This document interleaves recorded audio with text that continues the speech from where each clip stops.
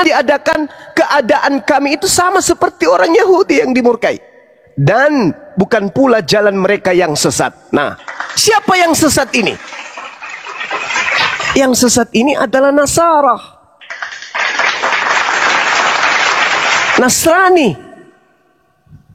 Kenapa Nasrani itu sesat? Karena dia tahu firman Tuhan, dia tahu Tuhan itu siapa, dia ngerti Tuhan itu kayak mana. Tapi mereka membuat-buat Tuhan yang satu itu tidak bisa dilihat, tidak bisa didengar, bukan makhluk. Mereka paham, mereka tahu, mereka ngerti, tapi mereka senantiasa menjadikan Tuhan-Tuhan tandingan di sampingnya. Inilah yang disebut sesat. Ya Hadi, ya Bashir, ya Tabibi, Nabi Allah, khairul khalqi, khairul khalqi jami'an, lahu a'la manasibi wal marati, salatullahi subhanallah. Bismillahirrahmanirrahim. Assalamualaikum warahmatullahi wabarakatuh. Kaum muslimin yang dirahmati Allah, semoga Allah senantiasa curahkan segala rahmat, segala nikmat, tiada kepanjangan dan tiada kambuh hujung dari dunia hingga akhirat, insyaallah. Dan Allah pun kumpulkan kita para kaum muslimin di bawah naungan aras Allah, beserta para nabi, beserta para orang-orang yang Allah kasih, Allah sayangi, Allah cinta, insyaallah, di bawah naungan aras Allah kelak di mana tiada naungan selain daripada naungannya, insyaallah. Amin amin Allahumma amin. Kaum muslimin, pada kesempatan siang menjelang sore ini saya akan mengasih sebuah video di mana video ini mengisahkan tentang bagaimana seorang Kristen ya menyamar pura-pura baik lalu bertanya-tanya dengan akhizuma dengan pura-pura lembut ya, tapi selain daripada dengan akhizuma buah protes bukan main. Tapi ketika akhizuma ada dia pun pura-pura melembut gitu ya, karena memang itulah orang-orang kafir itu tidak dapat dipercaya. Maka dari itu ketika Allah sampaikan di dalam Al-Quran, janganlah jadikan mereka orang-orang kafir itu pemimpin atau sahabat dekat kalian. Itu karena memang sesungguhnya mereka ini serba berpura-pura gitu. Karena sesungguhnya Allah pun sampaikan di dalam Al-Quran, sesungguhnya orang-orang Yahudi dan Nasrani tidak akan pernah ridho sebelum kalian umat Islam mengikuti milah mereka gitu ya. Jadi kalau orang Kristen baik-baik ataupun di orang-orang kafir lah baik-baik itu dusta itu ya, karena ada maunya saja, ada udang di balik batu. Kalau di dalam Kristen itu tidak ada istilah makan siang gratis ya, semua mesti dibayar. Baik kaum muslimin, agar tidak berlama-lama dan ini videonya. Bisa punya metode dalam menyembah kepada Allah, bukan dibuat-buat. Nah sekarang permasalahannya adalah kesadaran bertuhan. Ketika sudah ada pada diri kita, kita tinggal mencari tuntunan. Seperti apa cara saya beribadah yang diridhoi, yang diinginkan kemudian oleh pencipta. Karena tidak mungkin kemudian Tuhan membiarkan ciptaannya ini selama-lamanya menjadi yatim. Gak mungkin. Pasti Tuhan menurunkan kemudian induk, ummi, menurunkan kemudian pemimpin yang mengajak kemudian kepada tata cara beribadah kepada Tuhan. Nah sehingga di umat Islam itu ada yang disebut sholat, puasa, zakat, infak dan seterusnya. Kenapa? Karena tuntunannya itu ada. Menyembah kepada Sang Khalik, pencipta laisa kamitslihi syai', yang tidak serupa dengan makhluk. Jangankan kita yang mengaku bertuhan atau yang menundukkan diri kepada satu aturan keyakinan, kepercayaan atau agama. Mereka orang ateis aja, ateis nih, ateis yang tidak percaya kemudian dengan adanya apa yang kita kembangkan dalam iman kita sebagai insan beragama. Ketika mereka dapat kendala, seketika mereka bertuhan. Contoh, ketika kemudian mereka naik kapal laut, berada di samudra yang luas. Ini orang ateis. Tiba-tiba saja ombak besar datang, badai gelombang melanda, hujan deras, angin topan, dinding kapal sudah mulai bocor. Kira-kira insan makhluknya sebagai makhluk ciptaan itu tidak datang. Kecuali dia gila. Pasti datang. Apa yang terjadi? Sujud dia. Detik-detik kedatangan maut menjadikan kalbunya itu menyebut Tuhannya. Apatah lagi kita yang sadar akan bertuhan, sadar akan adanya Tuhan. Maka pola yang kita cari, bagaimana cara menundukkan diri kita ini kepada pencipta dengan cara yang betul. Semua orang punya naluri kebertuhan, semua. Tapi ada yang bertuhan dengan cara yang tidak sesuai dengan syariat yang dibawa oleh para nabi. Abraham sujud, Musa bersujud, semuanya sujud. Nabi Muhammad bersujud dalam beribadah, memiliki tata cara beribadah. Makanya Islam itu kalau kita lihat, capek banget ya orang ini. Belum apa-apa kita baru 2 lagu lewat lagi ke masjid. Belum habis lagu pertama, lagu kedua kita baru pindah not, lewat lagi ke masjid. Belum lagi kita mandi, lewat lagi ke masjid. Capek kali lihatnya ya. Itu kita yang hati kita kotor, yang hati kita bersih, yang hati kita ada noda jauh dari Tuhan. Tapi mereka merasa ringan melangkah, menghibahkan diri kepada penciptanya. Ringan sekali. Ringan sekali. Kenapa ringan? Karena pola ibadahnya itu terstruktur, tersusun, ada perintah.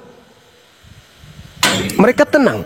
Tapi kalau orang yang beribadah tak ada tuntunan, contoh mohon maaf nih, seperti ibadah minggu, menyembah Yesus, nyanyi-nyanyi. Ini apa? Kaidah apa? Apa yang siapa yang mengaturnya? Tak ada. Dibuat-buat sendiri. Dibuat-buat sendiri. Sementara kalau yang tertuntun adalah mereka yang mengadakan prosesi ibadah berdasarkan dengan kitab suci mereka. Nah, saya kira begitu, Bung. Silakan kalau ada kegiatan yang lain, mungkin ada teman-teman, ada Ahil Yusuf di sini bisa menggantikan saya sebagai narasumber. Silakan. Iya, terima kasih Bang. Penjabaran kita saling memahami atau saling apalah. Makanya itu kata Bang Zuma tadi dikatakan di situ. Bang Zuma berkata, maka setiap beribadah itu versi masing-masing atau keyakinan masing-masing.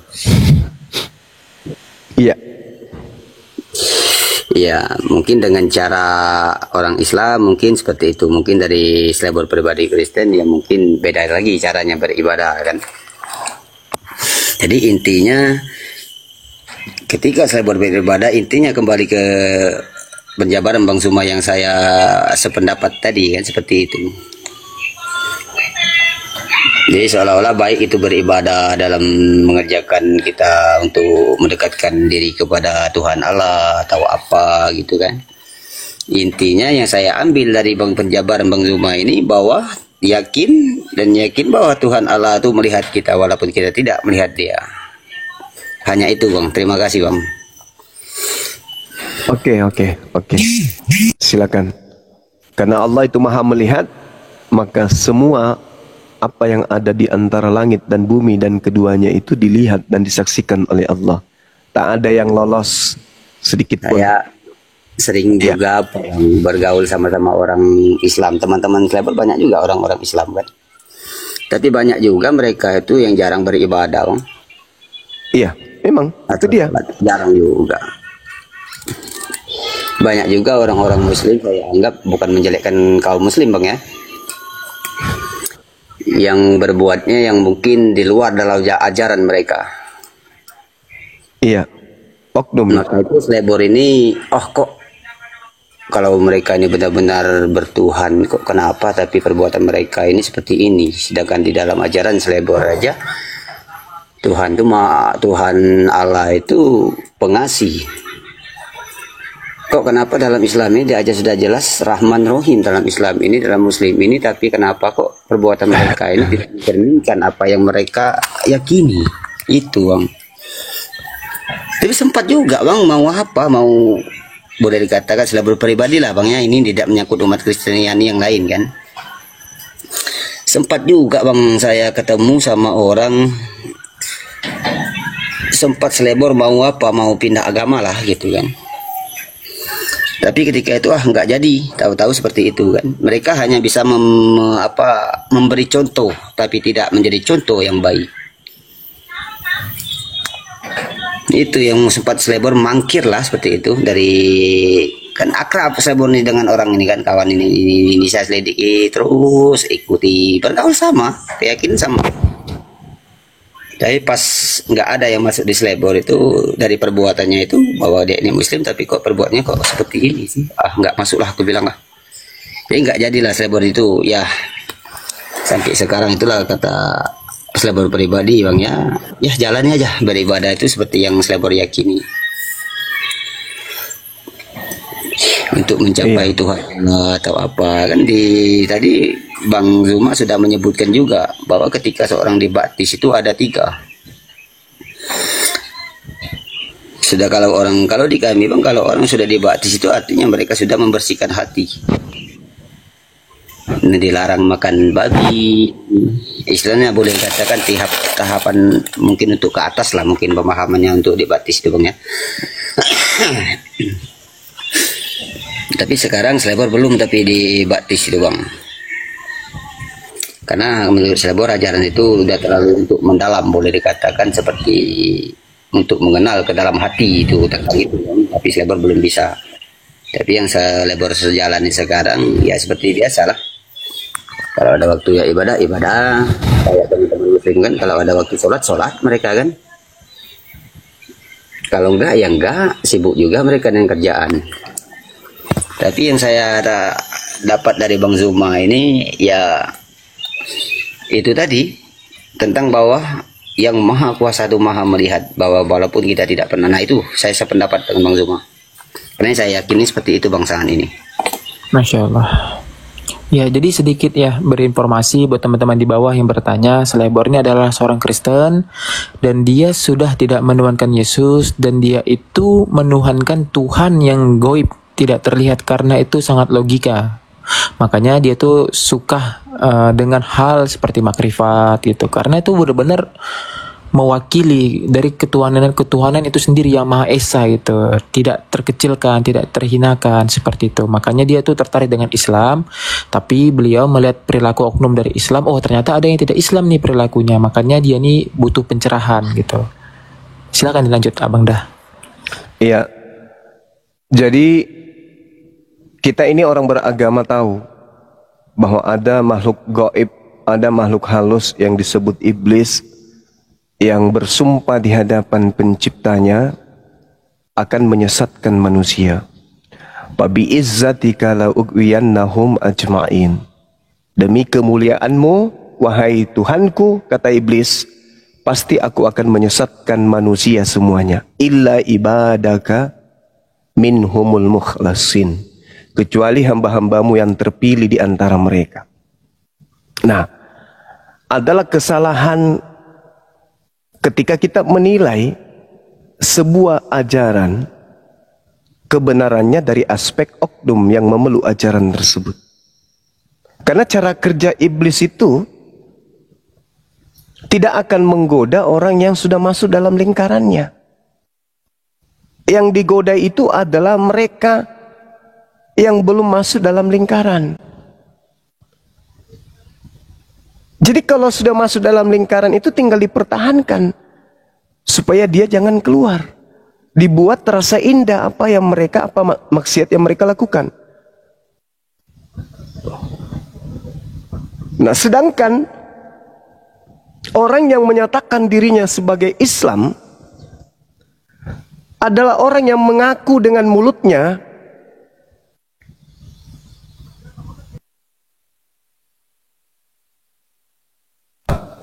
bahwa Allah itu Tuhan, Nabi Muhammad itu adalah Rasul.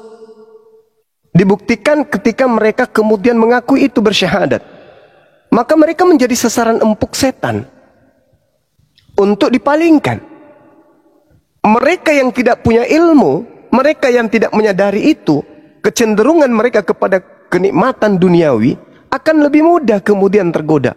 Makanya diajarkan di Islam itu berilmu, ikra, supaya apa? Menjauhkan diri kita dari godaan syaitan. Makanya di Islam itu setiap kali sholat Selalu minta petunjuk, bukan belum ada petunjuk, bukan. Tetapi minta selalu supaya dijaga agar tetap istiqomah di dalam jalan lurus itu. Kenapa? Karena selangkah kita meninggalkan masjid, kita sudah menjadi bulan-bulanan iblis. Di masjid kita bisa khusyuk, bisa mengeluarkan air mata. Tapi begitu kita keluar dari masjid, langkah kita entah kemana-mana perginya. Itu dia. Makanya umat Islam selalu minta petunjuk. Ihdinas siratal mustaqim. Nah, jadi kalau saudara melihat Islam, wah ini tidak benar Islam ini. Kenapa tuh? Coba lihat ada pemulutnya kayak gini. Waduh, itu nggak bisa. Kalau begitu tidak ada ajaran yang betul. Karena semua agama itu memiliki orang-orang yang cenderung kepada sifatnya duniawi. Nah, kalau patokan kebenaran itu harus dilihat dari sisi agama, orang-orangnya semua harus benar semuanya, maka tidak ada dinamika kehidupan. Kenapa tidak ada dinamika kehidupan? Karena semua orang akan berpindah ke satu agama. Ketika semua orang berpindah ke satu agama, maka apa bedanya kita dengan malaikat? Ketika kita tak ada bedanya dengan malaikat, bagaimana kita bisa memimpin bumi ini? Ketika kita tidak bisa memimpin bumi ini, berarti Tuhan gagal. Ketika Tuhan gagal, berarti Tuhan itu tidak betul. Ketika Tuhan itu tidak betul, disembah, berarti penyembahnya pun tidak benar. Maka apa yang harus terjadi? Harus terjadi wa qulil haqqu min rabbikum. Itu yang harus terjadi. Kebenaran semuanya telah kuserahkan ke atas muka bumi. Silakan kalian pilih. Mau beriman, silakan beriman. Mau kafir, silakan kafir. Artinya apa? Islam datang membawa kebenaran. Yang mau menjalankan kebenaran itu silakan. Yang tidak mau menjalankan kebenaran itu silakan. Al-Quran mengatakan apa? Ketika kemudian Allah Subhanahu wa taala menjelaskan tentang Quran ini. Kul huwa naba'un azim. Katakanlah wahai Nabi Muhammad, Al-Quran itu adalah berita besar. Antum anhu mu'ridun, yang kamu berpaling darinya. Jadi orang yang berpaling dari Al-Quran seperti yang Anda lihat, bermaksiat, Islam tapi tidak sholat, berarti dia berpaling dari Al-Quran. Kul huwa naba'un azim. Al-Quran itu adalah berita besar. Al-Quran itu membawa berita kabar gembira yang dahsyat.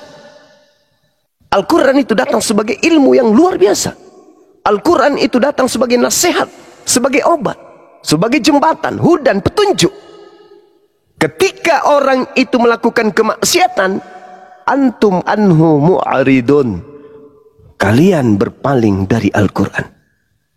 Apa solusinya? Bertobat, kembali kepada Quran. Jadi kalau saudara melihat ada yang mencuri, ada yang berzina, ada yang tidak sholat, ada yang minum khamar, berarti dia meninggalkan kaidah utama. Apa itu? Al-Quran. Kalau dia berpegang pada Quran, maka mustahil Anda akan menemukan mereka melakukan kemaksiatan. Jadi bukan agamanya, bukan oknum yang kita jadikan sebagai acuan, tapi kitab sucinya. Sebaik apapun manusia, tidak pernah melakukan kemaksiatan dalam pandangan kita, tapi kalau dia berpedoman kepada yang bukan firman Tuhan, percuma. Percuma. Karena yang harus menjadi acuan di sini adalah kalamullah, firman Allah. Jadi melihat Islam itu jangan lihat perilaku umatnya, tapi lihat isi kitabnya. Sekira begitu dari saya, teman-teman. Silakan dilanjutkan.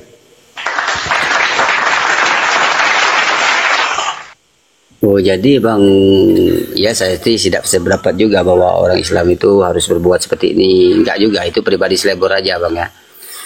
Di selebor juga banyak juga yang namanya, lagi kita manusia ini ada akal pikiran, ada juga hawa nafsu. Terkadang tergoda dengan keadaan, ekonomi atau apalah gitu. Mungkin ya selebor juga melakukan penyelewengan yang selebor yakin bahwa ini salah, tapi selebor kerjakan juga tanpa itu dengan sadar atau dengan tidak sadar gitu kan. Tapi yang saya tanggapi dari Bang Zuma ini menariknya, artinya orang muslim itu ada juga yang tidak masuk dalam lingkaran Bang. Karena kata Bang Zuma tadi, kalau orang itu sudah masuk dalam lingkaran, saya anggap semua muslim itu sudah masuk dalam lingkaran, yaitu Islam. Berarti ada juga, berarti dalam Islam itu yang dia muslim atau Islam belum masuk dalam lingkaran Bang. Emangnya lingkaran itu seperti apa gitu maksudnya, Pak? Terima kasih, Pak. Iya. Yang saya maksud di sini orang Islam yang kemudian meninggalkan Al-Quran. Yang tadi yang saya bacakan ayatnya kemudian kepada saudara, antum anhu mu'ridun, kalian berpaling dari Al-Quran. Nah, kemudian tidak sampai di situ saja. Orang Islam yang tidak pernah menyekutukan Allah, yang tidak kafir kemudian punya penggarisan totalitas dari pencipta langit dan bumi. Apa kata Al-Quran? Surah At-Taghabun ayat 9. A'udzubillahi minasyaitonirrajim. Yauma yajma'ukum liyaumil jam'. Dzalika yaumut taghabun. Wa may yu'min billah wa ya'mal salihan yukaffir anhu sayyi'atihi wa yudkhilhu jannah tajri min tahtihal anhar khalidina fiha abada. Zalikal fawzul azim. Ingatlah pada hari ketika Allah mengumpulkan manusia pada hari kiamat, pada hari terhimpunnya seluruh anak keturunan Adam. Itulah hari di mana dosa-dosa diungkap. Barang siapa beriman kepada Allah dan mengerjakan amalan soleh, niscaya Allah akan menghapuskan dosa-dosanya dan memasukkannya ke dalam surga. Mereka kekal di dalamnya selama-lamanya. Itulah kemenangan yang agung. Nah, ini konsep. Jadi ketika ada umat Islam beriman kepada Allah, melakukan amalan soleh, tetapi kemudian beliau, oknum-oknum ini belum mampu menghindarkan dirinya kepada kemaksiatan, mati mereka dalam keadaan beriman kepada Allah, tidak menyembah kepada yang lain, menabikan Rasul Muhammad SAW, mati mereka membawa dosa. Kata Allah, berimannya mereka, beramal solehnya mereka, menghantarkan Allah menjanjikan akan menghapuskan dosa-dosa mereka. Ini keunggulan umat Islam. Ini keunggulan umat Islam. Selama mereka kemudian tidak melakukan kufur, tidak musyrik, menyembah selain daripada Allah, mati dan padanya ada kalimat la ilaha illallah Muhammad Rasulullah, mereka kemudian surga. Ini janji Allah. Ini Al-Quran. Kalau gubernur yang menjanji, kita masih ragu. Kalau presiden yang menjanjikan, masih ragu kita. Tapi pencipta langit dan bumi yang menjanjikan, bagi kami tak ada keraguan. Nah, lalu muncul pemikiran, ya kalau begitu saya percaya aja Allah tak ada Tuhan selain engkau. Wahai Nabi Muhammad, engkau adalah engkau adalah Nabi terakhir, engkau adalah Rasulullah. Aku percaya aja kayak gitu. Habis itu saya maksiat. Gak bisa. Itu jatuhnya kepada kemunafikan. Karena itu tadi, Allah membaca setiap hati bisikan kalbu manusia. Yang dimaksud di sini adalah melakukan kemaksiatan karena kurang ilmu, karena tidak mengetahui, bukan karena ingin merasakan kenikmatan dunia, tetapi kemudian dia sengaja untuk melakukan itu. Itu munafik namanya. Yang dimaksud di sini adalah orang itu belum sanggup kemudian meninggalkan kemaksiatan itu, tetapi pada dirinya ada iman. Ya Rabb, aku beriman kepadamu. Aku sebenarnya takut melakukan kemaksiatan ini, tetapi aku belum sanggup untuk mencegahnya. Lisanku, tanganku belum sanggup. Berikan aku kekuatan ya Rabb. Benar-benar pasrah. Tetapi ronrongan iblis jauh lebih hebat. Pada saat dia mengadahkan tangan menghibah kepada Allah, 2 hari, 3 hari kemaksiatan itu tidak dilakukan. Tapi pada hari keempat, iblis berhasil menggodanya. Setelah itu dia tersadar kembali, ya Rabb, maafkan aku ya Rabb. Aku nggak mau sebenarnya. Aku nggak mau. Aku tidak ridha. Aku tidak rela, aku tidak ikhlas, aku takut akan engkau. Tapi mau kayak mana? Orang-orang kayak beginilah yang dimaksud, bukan karena kesengajaan. Aku kan sudah mengatakan Allah Tuhanku, Nabi Muhammad, ya udah, saya lakukan aja maksiat semua-muanya. Yang penting saya tidak menyembah selain daripada. Ini yang dimaksud munafik, zalim. Ini orang zalim. Tapi yang saya maksud di sini, mereka melakukan kemaksiatan karena terpaksa. Karena terpaksa, belum mampu kemudian dia meneguhkan hatinya, ketakutannya kepada Allah. Tak mampu kemudian melumpuhkan keinginan syahwatnya untuk melakukan kemaksiatan. Tapi diasah, sehingga memperuncing kemudian hubungannya dengan Allah, menumpulkan kemaksiatan lagi untuk ia lakukan. Semakin tua menua orang ini, semakin dekat kepada Allah, semakin menyesal atas perbuatan kemaksiatannya. Maka inilah yang dimaksud dengan Al-Quranul Karim, bahwa Allah akan menghapuskan dosa-dosanya, wa yudkhilhu jannah, akan dimasukkan ke dalam surga. Tapi kalau orang yang di luar Islam mati dalam berbuat baik sekalipun, dia di luar garis, dia di luar kelompok, dia di luar lingkaran, nggak masuk dia, karena dia menyembah kepada selain daripada Allah. Nah, saya kira begitu, Bung, jawaban saya. Silakan. Mungkin Akhi Yusuf mau menambahkan, kan? Nggak apa-apa, lanjut. Silahkan Bunda. Saya flu-nya. Melar hidungnya. Iya, maaf Bang, karena selebor ini sering apa lah gitu, pengen aja datang gitu apa gitu. Silakan, apa kamu suka? Ya. Berarti dalam surga harus ada keyakinan seperti itu, Bang, ya. Keyakinan, ya apalah ya, tidak ada selebor. Saya pendapat dengan Tuhan Tuhan tidak, kita tidak sedia itu aja tergantung, karena namanya ini kadang terganggu dengan nafsu. Benar kata abang tadi, kadang kita mereka tuh lakukan itu dasar tentang apa, mungkin itu salah ya orang lain salah gitu kan. Di poin yang teranggap dari selama ini, pernah juga teman itu Bang Lebor pernah berpendapat yang Bang Zuma sebutkan tadi. Kalau orang sudah menemukan kata dalam Islam itu diajarkan, mereka selalu membaca Al-Fatihah gitu kan.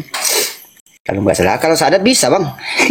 Selebor bisa, syahadat bisa, sebut syahadat. Masya Allah. Iya. Iya, karena kalau hanya bisa nyebut, semua bisa. Nah,